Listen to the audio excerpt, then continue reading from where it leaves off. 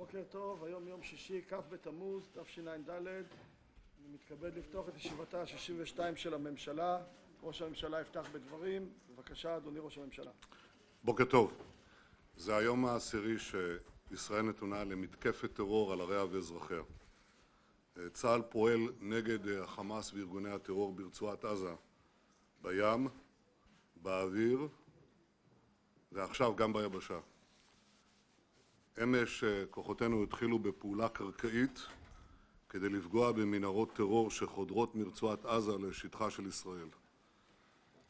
אני מזכיר לכם שבמנהרת טרור כזאת חדרו אתמול לפנות בוקר מחבלי חמאס לאזורנו במטרה לבצע פיגוע המוני נגד אזרחי ישראל.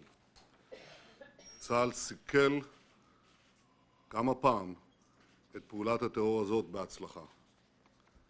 מאחר שאין אפשרות לטפל רק מן האוויר במנהרות, חיילינו עושים זאת גם מן הקרקע. גם כאן אין ערבות ל-100% הצלחה, אבל אנחנו עושים הכל כדי להשיג את המרב. לצערנו כבר נפל חייל, ואני שולח בשם כל שרי הממשלה תנחומים למשפחתו. אני בטוח שאני משקף בזה גם את כל אזרחי ישראל. ההנחיה שלי ושל שר הביטחון לצה"ל, לפי אישור הקבינט, הוא להיערך לאפשרות של הרחבה משמעותית של הפעילות הקרקעית. והרמטכ"ל וצה"ל ערוכים בהתאם. הפעולה אמש באה אחרי שישראל הסכימה גם להצעה המצרית להפסקת אש וגם ליוזמת האו"ם להפוגה הומניטרית. בשני המקרים החמאס המשיך לירות. בחרנו לצאת לפעולה הזאת אחרי שמיצינו את האפשרויות האחרות ומתוך הבנה שללא הפעולה המחיר שנשלם יכול להיות גבוה בהרבה. עוד טרם יציאה למבצע צוק איתן שוחחתי עם מנהיגים מובילים בעולם. הסברתי להם את המצב הבלתי אפשרי שבו נתונה מדינת ישראל והצורך שלנו להגן על אזרחינו. מאז בפעילות מדינית והסברתית בלתי פוסקת, שיטתית, אנחנו מייצרים את המרחב הבינלאומי, דבר שאיננו מובן מאליו, כדי שנוכל לפעול בשיטתיות ובעוצמה מול ארגון טרור רצחני ושותפיו. מטבע הדברים יש שיקולים ונתונים שאינני יכול לחשוף לציבור. אלה שיקולים מורכבים שכוללים בו זמנית זירות וחזיתות רבות בארץ ובעולם. אבל השיקול העליון שמנחה אותנו הוא להחזיר את הביטחון לאזרחי ישראל ולהשיב את השקט למדינה. צה"ל הוא צבא מוסרי מאין כמוהו. הוא איננו שואף לפגוע אפילו בחף מפשע אחד. אפילו באחד. אנחנו פועלים רק נגד מטרות טרור. ואנחנו מצרים על כל פגיעה בשגגה באזרחים. מי שנושא באחריות לפגיעה בבלתי מעורבים הם ארגוני הטרור שתוקפים את ערינו ואת אזרחינו ומשתמשים באזרחים שלהם כמגן אנושי. עכשיו, אני יודע שבמערכות כאלה תמיד מתקבלת בדעת הקהל העולמית תמונה מעוותת של המערכה. זה בלתי נמנע. אבל בשונה מתמיד, הפעם ישנם גם רבים בקהילה הבינלאומית שמבינים שמי שנושא באחריות לקורבנות זה החמאס והחמאס בלבד. זה דבר חשוב למדינת ישראל. אני רוצה לפנות עליכם, אזרחי ישראל. מקום המדינה נכפתה עלינו מלחמה בטרור, וגם הפעם נוכל לה. העמידה האיתנה שלכם נותנת לנו את היכולת ואת אורך הרוח לפעול בעוצמה נגד אויבינו, וכולנו גאים בכם. ושוב אני מבקש מכם להישמע בקפדנות להוראות פיקוד העורף. אני חושב שהיום כבר מיותר לומר עד כמה חשוב שתעשו זאת, ואני יודע שאתם מבינים זאת. אני נפגשתי עם המפקדים שמובילים את פעולת צה"ל.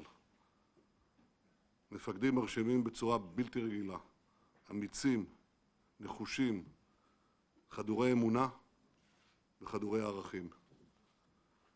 אני מתפעל מהמוטיבציה של החיילים שלנו, הן בסדיר והן במילואים, והרצון שלהם לקחת חלק במערכה. הם מבינים שהמשימה שלהם הוא להגן על אזרחי ישראל. לוחמינו כולם יודעים שהם נלחמים למען מטרה שאין צודקת ממנה, להגן על הבית של כולנו. ברגע זה כולנו מאוחדים ומלוכדים מאחורי חיילי ומפקדי צה"ל. ואני יודע שאני מדבר בשם כולכם, כשאנו מחזקים אותם במשימתם ומתפללים לשלומם.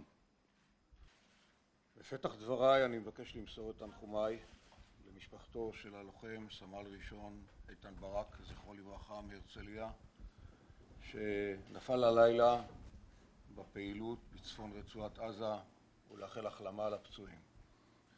אמש נכנסו כוחות רגלים, שריון והנדסה לסיוע תותחנים למרחב רצועת עזה כדי לטפל במנהרות הטרור של ארגון חמאס אשר מאיימות על אזרחים וחיילים בעוטף עזה. דרך מנהרה כזו ניסו לפנות בוקר מחבלי חמאס לבצע פיגוע בשטחנו. כוונתם סוכלה הודות לערנותם ותגובתם המהירה של חיילות וחיילי צה"ל. הפעולה תפגע בתשתיות טרור נוספות ונרחיב אותה בהתאם לצורך. הבהרנו זאת לאורך כל מבצע צוק איתן ואנו שבים ומבהירים. לא נתפשר על ביטחונם של אזרחי ישראל ולא נסבול ירי לעבר יישובי הדרום ושאר האזורים.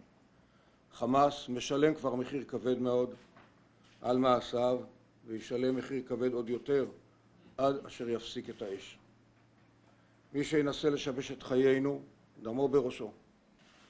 מי שיפעיל טרור נגד מדינת ישראל, נכה בו קשות ונגרום לו להתחרט על מעשיו. מבצע צוק איתן יימשך כל עוד יש צורך בכך, ועד אשר ישובו השקט והביטחון לישראל. אנו עושים זאת בשיקול דעת ומתוך הבנת גודל האחריות המונחת על כתפינו. אני מבקש לחזק מכאן את ידי המפקדים והלוחמים בפיקודו של הרמטכ"ל בני גנץ, אשר פועלים בשעות אלו באוויר, בים, ביבשה, כדי להבטיח את ביטחונם של אזרחי ישראל, הן בהגנה בחזית, בהגנה בעורף ובהתקפה. פגשתי אותם בימים האחרונים מספר פעמים. לא הופתעתי לגלות חיילים וחיילות, לוחמים, תומכי לחימה, מחויבים, מקצועיים, מכירים בגודל המשימה. דעו כי הם עושים הכל על מנת להשיב את השקט והביטחון לישראל. אני מבקש גם לחזק את אזרחי ישראל. התנהגות נכונה והקשבה להנחיות ולהוראות מעניקים לנו כר נרחב של אפשרויות בניהול המערכה. נדרשים לכולנו סבלנות ואורך רוח עד להשלמת המשימה. דרום, כמו גם המשך מעקב אחרי מה שנעשה ביתר הזירות. צה"ל ממשיך בהמשך להנחיית הדרג המדיני לפעול בעיקר בגזרה הדרומית, אם כי לא רק שם מבחינה הגנתית, ובעצם עברנו לשלב של שלב המתקפה, גם המערך היבשתי. הפעולה היא פעולה מורכבת, היא פעולה משולבת, גם אוויר, גם יבשה, גם ים. היא רחבה, היא ממספר כיוונים, יש מאחריה עוד הרבה מאוד גיבוי ואפשרויות לפתח את המערכה הזאת לאן שידרש, כפי שהתקיימו על זה הערכות המצב בימים הקרובים. מבחינה של אחריות אישית, חשותית, הוא כיוון שהוא מאוד מאוד נכון. סך הכל המשימה מתקדמת בצורה טובה, אנחנו מסוגלים לבצע אותה. במהלך הלילה היו מספר אירועים שהתגברנו עליהם והמשכנו קדימה. הציבור בישראל, ודאי השולחן הזה יודע, שלחימה התקפית בממד היבשתי היא לחימה בחיכוך גבוה יותר, אבל אנחנו יודעים לעשות אותו, אנחנו יודעים לשלב את מה שנדרש, גם אם יהיו רגעים כואבים, גם אם יהיו רגעים קשים, הם לא יגברו על הנחישות שלנו להמשיך את הפעולה. ולכן אנחנו נמשיך מודעים להשלכות של מה שאנחנו עושים, ואני משוכנע שנעמוד בכל אתגר שיוצב בפנינו במהלך הימים הקרובים. תודה רבה. תודה.